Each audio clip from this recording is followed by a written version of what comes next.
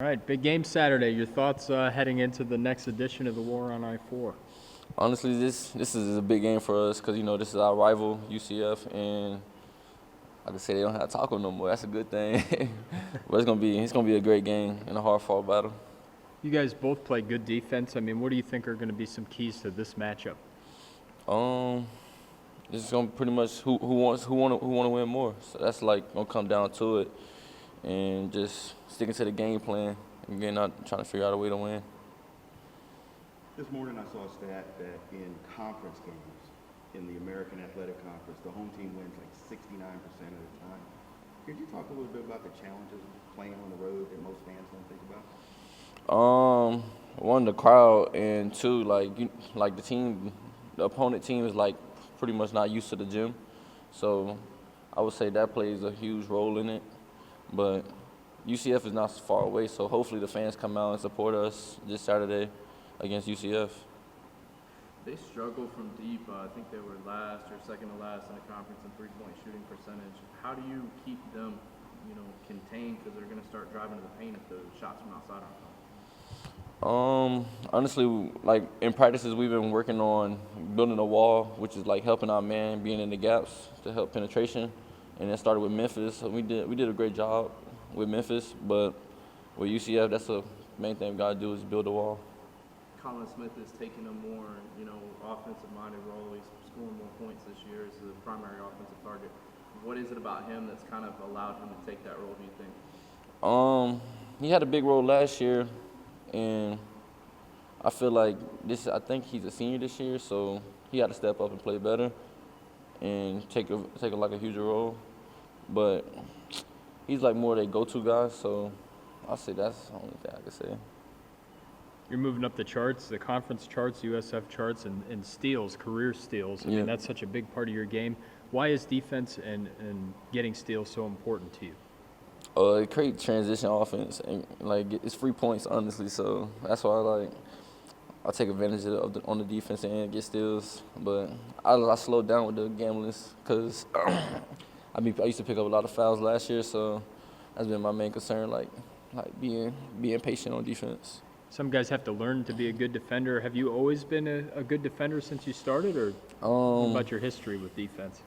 With defense, I haven't always been a great defender. Just over time, I just started watching film. I've been watching film and I learned the guys their personnel and what they like to do. So that's why I take advantage of that, and then I anticipate and get the steal. Big War on I-4 road game coming up. Just your thoughts on the opportunity. This is a great rivalry, and it's something that we've embraced. Central Florida maybe played their best game in the last month or so the other night with a big win at Tulane, and in this league to get a road win is very difficult. Great opportunity for us to go on the road. We've played pretty well, but now we need to take another step. We need to keep getting better. We need to make plays down the stretch that help us, finish games. So big response opportunity for our guys. Central Florida went with a much older veteran lineup in that Tulane game with 2 grad students, 2 redshirt juniors, and another junior who's a transfer from an SEC school. So their experience on the road really helped them in that game. So it's going to be a great challenge for us. We got a great amount of respect for them and for Coach Dawkins, obviously, but a great opportunity for us. They play good defense. You play good defense. I mean, what's going to be some key factors in this? Well, I think at times it might look like a rock fight, and we got to be okay with, maybe winning the game on the defensive end. We got to do a great job of defending their three-point shooters. In Smith inside, he's one of the most versatile big guys in the league. Tremendous passer. Maybe doesn't get enough credit for that. Tremendous offensive rebounder. And we got to do a great job on the glass because they're one of the best offensive rebounding teams that we've faced all year long. And you can't give them open shots. They're better shooters than their percentages maybe have shown, and they've shot the ball better in the last couple weeks. I asked Q this. I saw a stat this morning. I think 69% of all conference games in the American have been won by the home team. What makes it so challenging to play on the road? that most fans wouldn't think about? Well, I think number one, and the thing that I've been trumpeting, if that's the correct word, all year long, is how much better the league is. Just in the 3 years that I've been here, it's just dramatically improved from top to bottom. I think the top teams are, second weekend Final Four caliber teams, especially this year, where maybe there is no dominant team out there. But the teams that have been at the bottom have dramatically improved, talent-wise, schematics, system, all those things. So when you get that, what used to be you mark it down as a win no matter where you were playing doesn't happen anymore. And just the fact that, road games are more difficult. You're out of your comfort zone. It's always been a little more difficult, but now with the better teams, it's made it that much harder. Against Memphis, it seemed like Michael Durr was being more aggressive around the basket, looking to dunk the ball more. Is that something that you or your assistants have been talking with him? Yeah, his ability to finish around the basket is dramatically improved, and we needed to take another step. On some of those, we need three-point play opportunities instead of going to the line shooting two. So, but he's gotten stronger, more explosive, from last year, and that's only going to continue to improve. He played a lot of minutes that game. When you have your center playing 30-plus minutes going against guys that are only playing 20, 25, it makes a big difference. So his conditioning has been a big factor in that as well. UCF is, you mentioned a three-point shot, but they struggled, especially against Cincinnati. If the shots aren't falling for them, they're going to move inside. What plans do you have in place to try and keep them from getting inside? Well, one of the biggest things for us is to guard the inside, you got to pressure on the outside, and that's kind of always how we've done it. We have, again, some things in place if we're getting hurt inside. And like you said, they didn't shoot the ball well against Cincinnati, and then they turned around against Tulane and shot lights out, As I said, they're better shooters than their numbers show. But again, with the inside-outside ability of them, with the Jesus, Ingram, with their ability to get into the lane, again, a lot of times when the ball touches the paint, it puts you in a very difficult situation to rebound the ball. So our job is to keep it out of there as much as we can. Getting to the foul line will help, and David Collins, he did just that the last time. How encouraging was that to see him aggressive around the hoop and getting to the line and making them? Yeah, obviously that's a big part of his game, and it always has been. And I think you're starting to see now a little bit of that explosiveness, that first step back, a little bit since the ankle injury.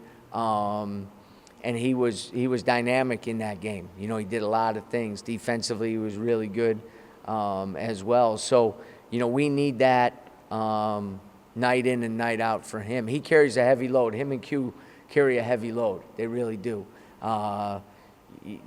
They're always, because they're the veterans, they're always guarding the two best perimeter players, and they carry a load for us on offense as well. That's why when we shoot the ball well and we get a third and fourth guy involved offensively that score, it makes the game so much easier for all of us, the coach included. Speaking of Q, he's rising up the ladder in steals, career steals in the conference and here. And he's a guy that says, I wasn't a very good defender when I started playing basketball. I kind of, worked his way into it. What does that say for a guy like that? Well, he naturally he's got unbelievable instincts. And we've given him the freedom to use those, and he's done a good job of that. And even this year, I think he's better defensively this year because he's not gambling as much, but he's getting almost the same amount of steals. So there's less negatives with some of his anticipatory skills. So, for him, we have to count on him.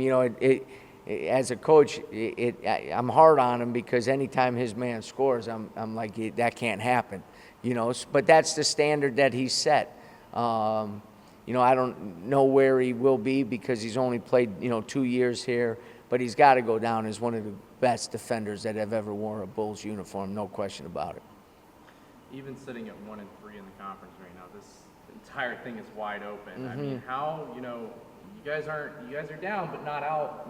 What's kind of the outlook? Yeah, that's a good question because, it's a long season, a lot of games left.